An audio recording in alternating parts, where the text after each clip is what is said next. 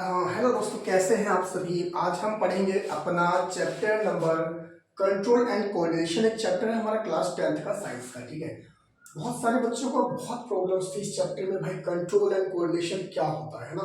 तो आप सबको पता है कंट्रोल क्या होता है, कोऑर्डिनेट करना क्या होता है। ठीक है, आप लोगों ने देखा होगा कि इस दुनिया में, इस वर्ल्ड में हर कोई मतलब किसी न किसी के थ्रू कंट्रोल होता है ना। आप लोग किससे कंट्रोल है? आपको क्लास में टीचर कंट्रोल करती है, घर में पेरेंट्स कंट्रोल करते हैं, आप लोग अपने छोटे भाई बहनों को कंट्रोल करते हैं। और कोऑर्डिनेशन क्या होता है? आप लोगों के स्कूल में कोऑर्डिनेटर मैडम होती है ना, या कोऑर्डिनेटर सर होते हैं, टीचर्स कोऑर्डिनेटर होते हैं। तो वो क्या करते हैं?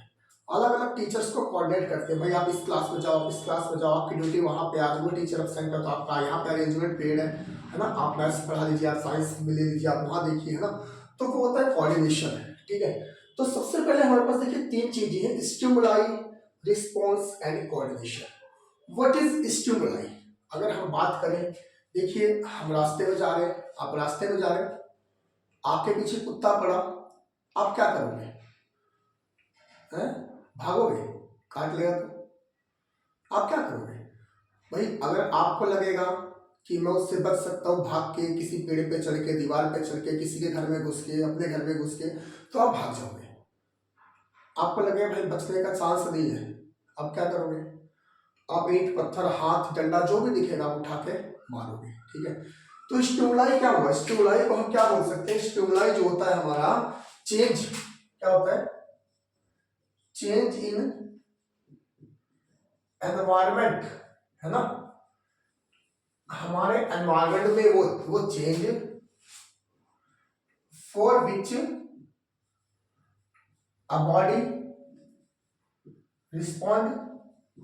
ठीक है भाई, कोई भी ऐसा चेंज जिसके लिए हमारी बॉडी रिस्पॉन्स करती है, या किसी प्लांट की, एनिमल की बॉडी रिस्पॉन्स करती है, उसको क्या बोलते हैं? स्टिमुलाई। और रिस्पॉन्स क्या होता है? रिस्पॉन्स क्या होता है? Sudden and immediate action for a stimuli. ठीक है, किसी भी स्टिमुलाई के लिए सडन और इमीडिएट एक्शन जो हम करते हैं उसको क्या बोलते हैं? रिस्पॉन्स बोलते हैं। ठीक, कोऑर्डिनेशन क्या होता है? कोऑर्डिनेशन कोऑर्डिनेशन क्या होता है? जब वेरियस ऑर्गन्स एक साथ मिलके काम करते हैं, हमारे अलग अलग ऑर्गन्स एक साथ मिलके काम करते हैं, तो उसको क्या बोलते हैं? क्या बोलते हैं? कोऑर्डिनेशन। और इसको क्या डिफाइन कर सकते हैं? द वर्किंग टुगेदर ऑफ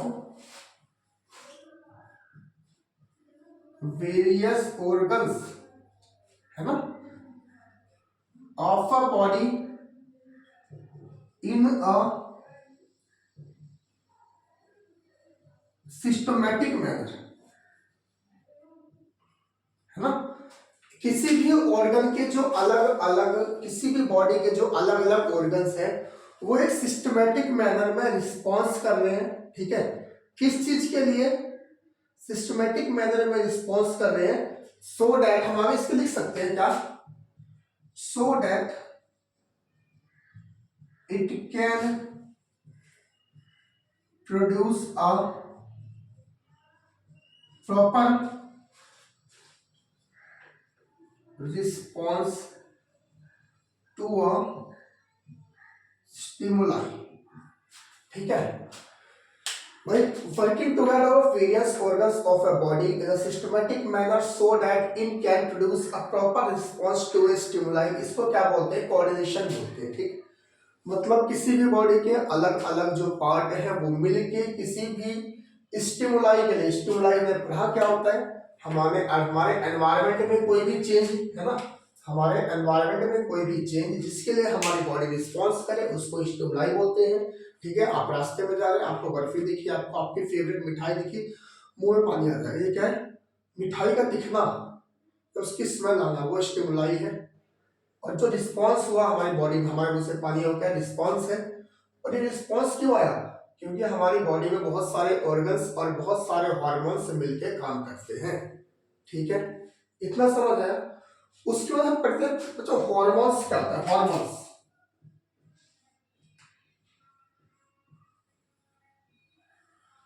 ये आपने पहले ही पढ़ा होगा, इसकी डेफिनेशन लिखने की वजह जरूरत तो नहीं है। हॉर्मोन्स क्या होता है? हॉर्मोन्स कुछ हमारे पर्टिकुलर केमिकल्स होते हैं, हम ये बोल सकते हैं, है ना। कुछ पर्टिकुलर केमिकल्स या फिर कुछ पर्टिकुलर ऑर्गेनिक सब्सटेंसेस होते हैं जो क्या करते हैं, हमारी बॉडी के ऑर्गन को एक्टिवेट डीएक्टिवेट, है ना, बॉडी को बैलेंस इम्बैलेंस या कोऑर्डिनेट करने में हेल्प करते हैं। हमारे हॉर्मोन्स को कौन सीक्रेट करता है? ग्लैंड्स, है ना। हमारी बॉडी में छोटी छोटी थैलियां होती हैं जिसके बारे में हम इस चैप्टर में पढ़ेंगे, जिनको ग्लैंड्स बोलते हैं। ठीक, ग्लैंड्स वो ऑर्गन नहीं बोल सकते, ग्लैंड्स हमारे छोटे छोटे हमारे सेक लाइक स्ट्रक्चर होते हैं, थैलियों के तरह स्ट्रक्चर होते हैं, जिसमें हमारे ये हार्मोन होते हैं। ठीक है, या फिर छोटी छोटी हम गांठें बोल सकते हैं, हमारे बॉडी में छोटी छोटी गांठ होती है, छोटी छोटी थैलियां होती है जिससे हम ये सीक्रेट होता है। ठीक है, ये सब हम पढ़ेंगे इस चैप्टर में, आगे डिटेल में पढ़ेंगे। ठीक, अभी रफ आइडिया एक हार्मोन्स और ग्लैंड्स का आपको हो गया होगा।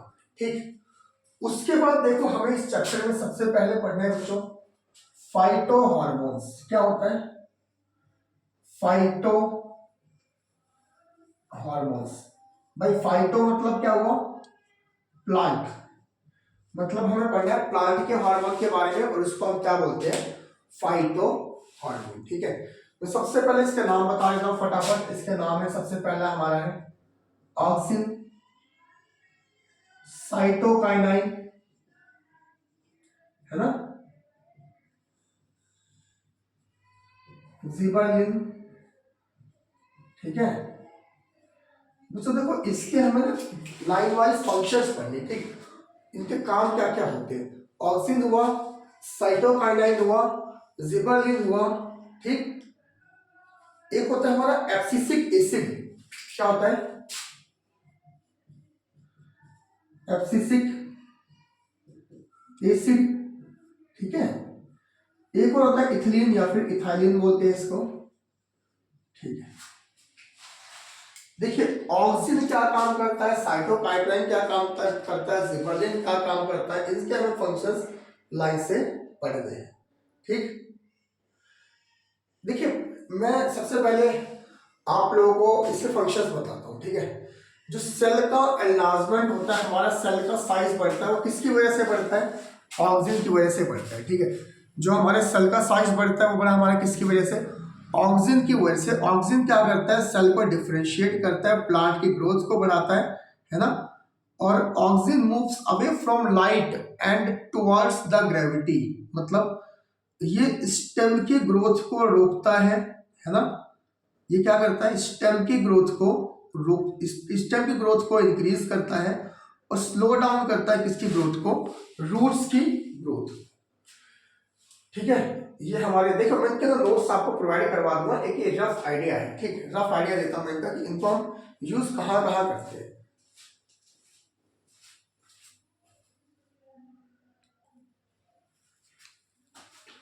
देखो बच्चों, अगर आपको दिखाई दे रहा तो मैंने क्या लिखा, ऑक्सिन सेल की ग्रोथ को प्रमोट करता है। यहाँ पे ये भी लिख सकते हैं हम, सेल को एनलार्ज करता है ना, और सेल को डिफरेंशिएट करता है, सेल के साइज को बढ़ाता है, सेल की ग्रोथ को बढ़ाता है। ऑक्सिन प्लांट को लाइट से दूर लेके जाता है और ग्रेविटी की तरफ लेके जाता है। ठीक है, ये ध्यान रहेगा।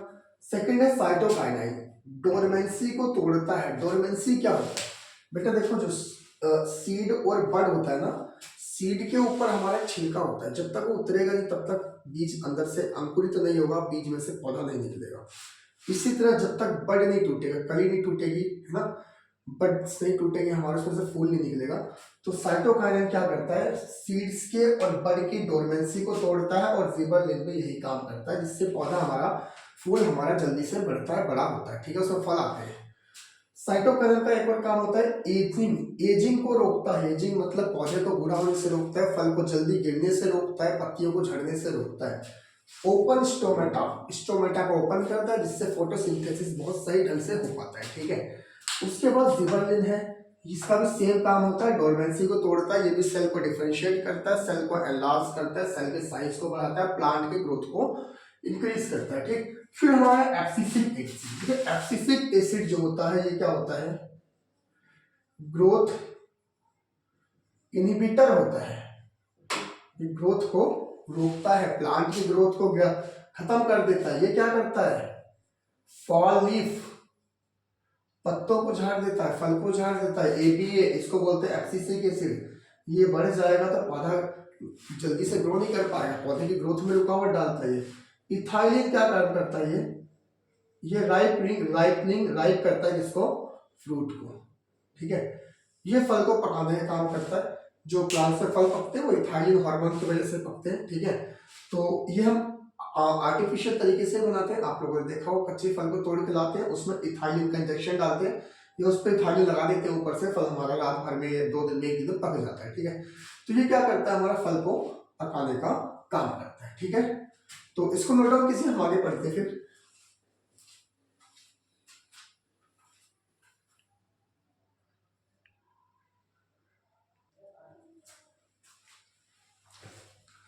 देखो जो हम बात करते हैं ट्रॉपिक मूवमेंट्स की, ठीक है। प्लांट्स में ट्रॉपिज्म या ट्रॉपिक मूवमेंट क्या होता है, ठीक। ट्रॉपिज्म या ट्रॉपिक मूवमेंट को हम बोलते हैं, मैंने पहले बोला ये बिल्कुल थ्योरी चैप्टर है, मैं इसके सारे नोट्स आपको प्रोवाइड कराऊंगा। मैं यहाँ पे सिर्फ रिवीजन करा रहा हूँ, बोर्ड्स के हमारे एग्जाम में, ठीक है। स्मार्ट बोर्ड होता तो मैं आपको पूरे नोट्स यही प्रोवाइड करवाता। मैं पीडीएफ आपको प्रोवाइड कराऊंगा, आप मेरे लिंक में देख लीजिएगा, या तो इस नंबर पे आप मुझे कांटेक्ट कीजिएगा, हाय लिख के, मैं आपको जिस चैप्टर की बोलिएगा आप उस चैप्टर की पीडीएफ भेज दूंगा, या फिर आप मुझे यूट्यूब पे ही कमेंट में अपना नंबर ड्रॉप कीजिएगा, मैं आपको पीडीएफ भेज दूंगा, ठीक है। और ये पीडीएफ हमारी बिल्कुल फ्री है, फ्री ऑफ कॉस्ट है, सारी पढ़ाई हमारी फ्री है, चैनल पे पढ़ना, पीडीएफ नोट्स सारा फ्री है, ठीक है। तो देखिए ट्रॉपिज्म क्या होता है, ट्रॉपिक मूवमेंट क्या होता है। देखो अगर मैं एक लाइन में इसको बताऊं तो ये हमारा होता है डायरेक्शनल मूवमेंट। डायरेक्शन मतलब the response of plant toward the external stimuli, है ना। किसी भी एक्सटर्नल स्टिमुलाई के लिए प्लांट रिस्पॉन्स करेगा और एक स्पेसिफिक डायरेक्शन में करेगा, उसको बोलते हैं डायरेक्शनल मूवमेंट, ठीक है। डायरेक्शनल मूवमेंट होता है, और ये हमारा ग्रोथ मूवमेंट भी होता है, मतलब प्लांट इसकी वजह से ग्रोथ करता है, ठीक। सबसे पहला फोटोट्रॉपिज्म। बच्चों फोटो का मतलब क्या होता है मुझे ये बताओ। फोटो का मतलब होता है लाइट, ठीक है। देखो बहुत सारे ऐसे फ्लावर्स होते हैं, हमारे फूल के पौधे होते हैं, सनफ्लावर होता है, देखा आपने, जिधर जिधर हमारी जिधर से लाइट आई उधर वो घूमता रहता है। देखा सनफ्लावर, देखा सूरजमुखी का पौधा, जब उससे फूल आता है तो ईस्ट से ऐसे निकला, फिर फूल ऐसे घूमता रहता है लाइट के, सूरज सनलाइट के साथ साथ। तो ये डायरेक्शनल मूवमेंट होता है, इससे हमारा प्लांट की ग्रोथ भी होती है। इसका बेस्ट एग्जांपल है, देखो शूट। शूट मतलब जो पेड़ के ऊपर का पार्ट होता है, पत्तियां होती हैं, लीव्स होते हैं, फ्लावर होते हैं, वो हमारे कहाँ जाते हैं, हमेशा लाइट की तरफ। आप एक अंधेरे कमरे में एक पौधा लगा दीजिए, प्लांट लगा दीजिए, और एक खिड़की से थोड़ी सी रोशनी आने दीजिए, आप 2-4 दिन बाद देखेंगे कि वो पौधा कहाँ जाएगा, उस खिड़की की तरफ मुड़ने लगेगा, बैंड होने लगेगा।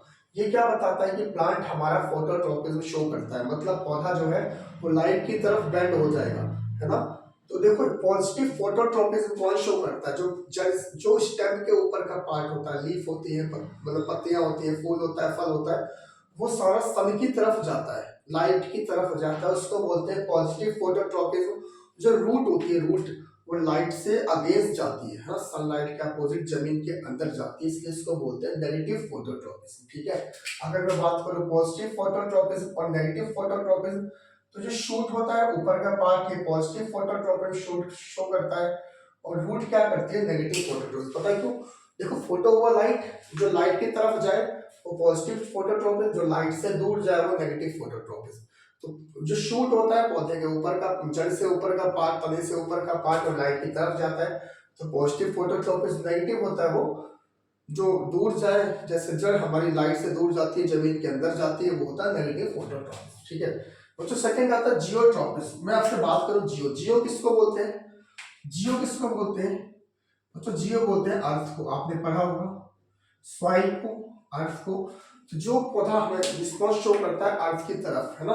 अब यहाँ उल्टा हो जाएगा, जो शूट है ये नेगेटिव जियोट्रॉपिज्म, और जो रूट है ये पॉजिटिव जियोट्रॉपिज्म, क्योंकि जो रूट होती है वो अर्थ की तरफ जाती है, तो रूट शो कर रही है पॉजिटिव जियोट्रॉपिज्म, और जो शूट वाला पार्ट है वो नेगेटिव जियोट्रॉपिज्म शो कर रहा है। थर्ड है हमारा कीमोट्रॉपिज्म। बेटा आपने कीमो के बारे में पढ़ा होगा। कीमो किसको बोलते हैं? केमिकल। अब यहाँ केमिकल कहाँ से आ गया बच्चों? जो पौधा होता है ना, इसमें ऐसा हमने पढ़ा था इससे पहले, आपने रिप्रोडक्शन चैप्टर में पढ़ा हुआ। यहाँ पे ओवरी होती है, यहाँ पे जब पोलन ग्रेन आते हैं, है ना, जब यहाँ पोलन ग्रेन आता है तो एक पोलन ट्यूब अपने आप ग्रो हो जाती है और इस पोलन ग्रेन को यहाँ तक ओव तक पहुंचा देती है ना। तो ये जो पोलन ग्रेन है इसके लिए केमिकल का काम कर रहा है ना, और ट्यूब डेवलप हुई तो इसको क्या बोलते हैं? कीमोट्रॉपिज्म। फिर हमारा हाइड्रोट्रॉपिज्म। बच्चों हाइड्रोट्रॉपिज्म क्या होता है? हाइड्रोट्रॉपिज्म क्या होता है? हाइड्रो मतलब होता है वाटर, पानी की तरफ जब पौधा रिस्पॉन्स शो करता है उस रिस्पॉन्स को बोलते हैं हाइड्रोट्रॉपिज्म। पानी की तरफ जो डायरेक्शनल मूवमेंट होता है उसको बोलते हैं हाइड्रोट्रॉपिज्म। हाइड्रो मतलब वाटर, ठीक है। जो रूट होती है, रूट हमारा हमेशा पानी की तरफ जाएगी, रूट हमारा क्या शो करती है? Positive hydrotropism. दोस्तों फिर आता है हमारा थिग्मोट्रॉपिज्म। थिग्मो मतलब क्या होता है? थिग्मो मतलब क्या होता है? थिग्मो मतलब होता है टच, है ना। हम किसी भी पौधे को टच करेंगे तो उसका डायरेक्शन मूवमेंट होता है, वो क्या करता है? अपने आप को मूव करवाता है। आपने देखा है हर पौधे में तो नहीं होता, बस किसी किसी पौधे में होता है ना। जैसे कि आपने वो देखे क्रीपर्स और क्लाइंबर्स देखे हैं? क्रीपर्स, क्लाइंबर्स, टेंड्रिल्स, है ना। देखा है टेंड्रिल क्या होता है? जो ऐसे ऐसे निकल जाता है ना किसी पौधे में, फिर ये ऊपर, है ना, इसको भी कहीं दीवार में चिपक जाता है, किसी डंडे में चिपक जाता है ना। देखा है, इसको टेंड्रिल बोलते हैं। देखो क्रीपर क्या होता है? जो जमीन पर रेंगते हैं, है ना। भाई आपने देखा है तरबूज का पौधा, वाटरमेलन, है ना, खीरा, ये जमीन पर लगता है, जमीन पे इसकी जो बेल होती है वो फैल जाती है ना। उसके बाद हमारा थिग्मोट्रॉपिस मतलब टच सेंसिटिव क्या हुआ? क्लाइंबर। आपने कभी घिया का पौधा, सीताफल का पौधा, बिटर गार्ड, इन सबका देखा है? बिटर गार्ड मतलब है इसमें बिटर गार्ड या पंपकिन, बिटर गार्ड घिया को बोलते हैं, पंपकिन बोलते हैं सीताफल को, है ना। या फिर आप मनी प्लांट देख लो, ये क्या करते हैं? इसके आसपास कोई दीवार या कोई डंडा लगा दो, उस पर सहारा लेके उसको टच करके क्या होता है? इसको पता चल गया कि मैं किसी से टच हुआ, अपने आप को उस पर लपेटेगा और ऊपर जाएगा। इधर कहीं टच हुआ फिर लपेटेगा फिर ऊपर जाएगा। तो इसको क्या बोलते हैं? थिग्मोट्रॉपिस, ठीक है। तो दोस्तों उस देखो 5 टाइप के हमारे ट्रॉपिक मूवमेंट हुए, फोटोट्रॉपिस, जियोट्रॉपिस, कीमोट्रॉपिस, हाइड्रोट्रॉपिस और थिग्मोट्रॉपिस, ठीक। नेक्स्ट हमारा आता है नेस्टीज या फिर नेस्टिक मूवमेंट। वो 2 बज रहे हैं बच्चों, मेरी अभी क्लास भी है तो ठीक है, कोई बात नहीं, ये तो पूरा करते हैं थोड़ा सा, ठीक। फिर इसको सेकंड लेक्चर में पढ़ेंगे इसके आगे कंट्रोल एंड कोऑर्डिनेशन को, ठीक है। इसके बाद हमें ज्यादा कुछ पढ़ना, मतलब वैसे तो है नोट्स तो मेरे पास है प्रॉपर, मैं आपको सेंड कर दूंगा, बट एक बार समझते हैं। देखो थिग्मोट्रॉपिस में क्या होता है? नेस्टिक क्या होता है? नेस्टिक हमारा नॉन डायरेक्शनल मूवमेंट होता है। रिस्पॉन्स तो करेगा प्लांट, है ना, लेकिन जरूरी नहीं है कि उसी डायरेक्शन में रिस्पॉन्स करे जहां से हमारा स्टिमुलाई आ रहा है, ठीक है। अगर फॉर एग्जांपल कुत्ता भौंक रहा है, आप आगे पीछे चारों तरफ देखेंगे, है ना, ठीक है। आप जरूरी नहीं जहां से डायरेक्ट कुत्ते की वॉइस आ रही है, आपको नहीं पता चल रहा कहां से आ रही है, तो इस टाइप से पौधा जरूरी नहीं है कि उसी डायरेक्शन में रिस्पॉन्स करे। फॉर एग्जांपल एक पौधा होता है हमारा टच मी नॉट, आपने कभी देखा है? टच मी नॉट, इसको बोलते हैं छुई हुई का पौधा। अब कहीं से भी उसको टच करेंगे, कहीं से भी, नीचे ऊपर दाएं बाएं लेफ्ट राइट अप डाउन, कहीं से भी टच करिए, वो ऐसे खिला हुआ ऐसे बंद हो जाएगा, उसकी पत्तियां सारी ऐसे बंद हो जाएगी। ये पौधा खिला, आप यहाँ से टच कर दो ऐसे हो जाएगा, यहाँ से कर दो ऐसे हो जाएगा, यहाँ से कर दो ऐसे हो जाएगा, थोड़ी देर में फिर वो खुल जाता है, ठीक है। तो थिग्मोनेस्टिक, देखो नेस्टिक मूवमेंट जो होते हैं ये क्या होता है? मे बी ग्रोथ और नॉट, मतलब ये ग्रोथ मूवमेंट हो भी सकते हैं और नहीं भी हो सकते, कभी हो सकता है ग्रोथ मूवमेंट हो, नहीं तो नहीं होता, ठीक है। ये समझ आया थिग्मोनेस्टिक, वही दोबारा यहाँ वाला, बट ये क्या करता है? इसकी ग्रोथ को बढ़ा रहा है ना। देखो थिग्मोट्रॉपिस और थिग्मोनेस्टिक डिफरेंस क्या है? एक पौधा है वो अपनी बेल को दीवार में चिपका के ऊपर बढ़ा रहा है, किसी डंडे के सहारे ऊपर बढ़ा रहा है, तो उसकी ग्रोथ हो रही है। बट यहाँ पे क्या, थिग्मोनेस्टिक में फूल खिला है, पत्ते खिले, हमने छू दिया, बंद हो गया, फिर खुल गया, बंद हो गया, फिर इसमें से कोई ग्रोथ नहीं हुई, ठीक है। इसलिए ये ग्रोथ मूवमेंट हो भी सकता, नहीं भी हो सकता। फिर हमारा फोटोनेस्टी, फोटोनेस्टी मींस लाइट की तरफ रिस्पॉन्स देना। भाई अभी हमने यहाँ पे पढ़ा लाइट की तरफ पौधा बढ़ेगा, जहां से लाइट मिलेगी उस डायरेक्शन में अपनी ग्रोथ करेगा, इसको बोलते हैं फोटोट्रॉपिज्म। फोटोनेस्टी मतलब क्या होता है? देखो एक पौधा आपने देखा है डेंडेलियन, फ्लावर होता है, या फिर एक हम बोलते हैं मून फ्लावर, है ना। ये क्या करता है बच्चों, देखो जब सनलाइट निकलती है, सूरज निकलता है, सूरज उगता है, सनलाइट दिखती है तो ये खिल जाते हैं, फिर बंद हो जाते हैं। इनको डायरेक्शन से मतलब नहीं है। आप लोगों ने अपने घर पे छतों पे देखा होगा, छोटे छोटे फूल होते हैं, अभी सनलाइट जैसे निकली 9 बजे खुल गया, फिर बंद हो गया। हमारे गांव में इसको 9 बजवा बोलते हैं। 9 बजे खुलता है और 9 बजे बंद हो जाता है। 9 बजवा बोलते हैं, सुबह 9 बजे सूरज के, मतलब एक टाइम नहीं है वैसे इसका, बट गांव में बोलते हैं 9 बजवा, सुना आपने। तो इसमें क्या होता है कि डेंडेलियन मून फ्लावर ना, इसमें मत लिखना 9 बजवा, 9 बजे ऐसे बोलते हैं सब। डेंडेलियन और मून फ्लावर्स का एग्जाम्पल होता है, जैसे इस पर सनलाइट पड़ेगी खुलना शुरू होता है, डायरेक्शन में नहीं मुड़ता, उधर जाएगा फिर उधर जाएगा, ईस्ट से वेस्ट घूमता नहीं है, बस ये क्या करेगा, खुलेगा फिर बंद हो जाएगा, खुलेगा फिर बंद हो जाएगा, शाम को बंद सुबह खुल जाएगा। तो इसको बोलते हैं फोटोनेस्टी। ठीक है बच्चों, इसके बाद हमें पढ़ना है coordination in animals.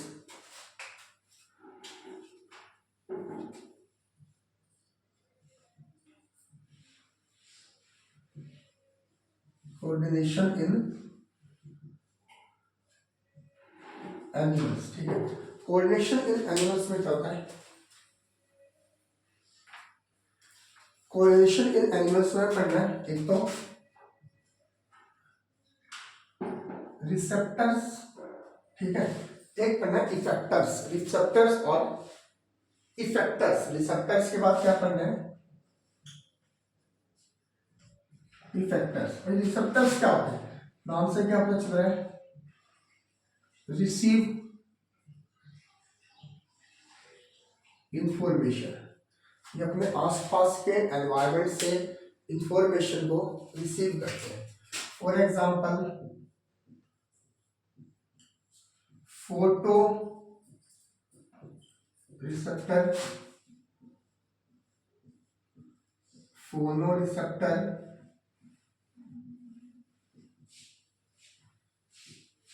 Gustatory receptor. Photo receptor, phono receptor, gustatory receptor, फिर क्या हमारा थर्मो रिसेप्टर, फिर क्या है और फैक्ट्री रिसेप्टर। ठीक है, तो दोबारा से आपको पूरा नोट्स में सारे प्रोवाइड कराऊंगा, आप बस यहाँ पे इसको मेरे साथ साथ पर रिवीजन करते चलिए। ठीक है, फोटो मतलब अभी हमने पढ़ा था लाइट, तो लाइट की तरफ, है ना। फोटो रिसेप्टर हमारी बॉडी में कौन सा पार्ट लाइट को रिसीव करता है, आईज। फोनो मतलब क्या होता है, फोनो मतलब होता है वॉइस, कौन रिसीव करता है, ईयर। गस्टेटरी मतलब क्या होता है, गस्टेटरी, गस्टेटरी मतलब होता है टेस्ट, कौन रिसीव करता है, कौन करता है, टंग। थर्मो मतलब क्या होता है, हीट, कौन रिसीव करता है, स्किन। ओल्फैक्टरी मतलब क्या होता है, स्मेल, कौन रिसीव करता है, नोज। बहुत सिंपल है, आपने सेंस ऑर्गन्स के बारे में पढ़ा होगा, हमें क्वेश्चन आता है एग्जाम में बहुत बार, रिसेप्टर सेल्स या फिर रिसेप्टर्स क्या होते हैं। तो receptors are that parts of our body, है ना, which can receive information from our surrounding और environment. Photo receptor, phono receptor, gustatory receptor, thermo receptor और ओल्फैक्टरी रिसेप्टर, 5 टाइप के रिसेप्टर हुए। ठीक है, उसके बाद हमारा आता है इफेक्टर्स। इफेक्टर कौन होता है, इफेक्टर कौन होते हैं, हमारे मसल्स, ग्लैंड्स, और ग्लैंड से भी कौन क्या चीज, हॉर्मोन्स, है ना। ये सारे मिलके क्या करते हैं, रिस्पॉन्स देते हैं किसी स्टिमुलाई के लिए, रिस्पॉन्स टू स्टिमुलाई। ठीक है, देखो इफेक्टर क्या होता है, हमारे मसल्स, ग्लैंड्स, और ग्लैंड्स में होता है हार्मोन। ठीक है, बाकी पार्ट्स के साथ मिलके किसी एक्सटर्नल स्टिमुलाई के लिए रिस्पॉन्स करते हैं, किसी एक्सटर्नल एक्टिविटी के लिए रिस्पॉन्स करते हैं, इसको क्या बोलते हैं हम, इसको हम बोलते हैं इफेक्टर सेल्स या फिर इफेक्टर्स। ठीक है, ये हमारा फर्स्ट पार्ट है। सेकंड पार्ट हम कंट्रोल कोऑर्डिनेशन इन एनिमल्स, ये पढ़ते हैं अपनी सेकंड क्लास में इसकी। तब तक आप लोग इसको रिवाइज कीजिए और मेरे साथ बने रहिए बोर्ड की प्रिपरेशन के लिए। ठीक है, तो थैंक यू, बाय बाय।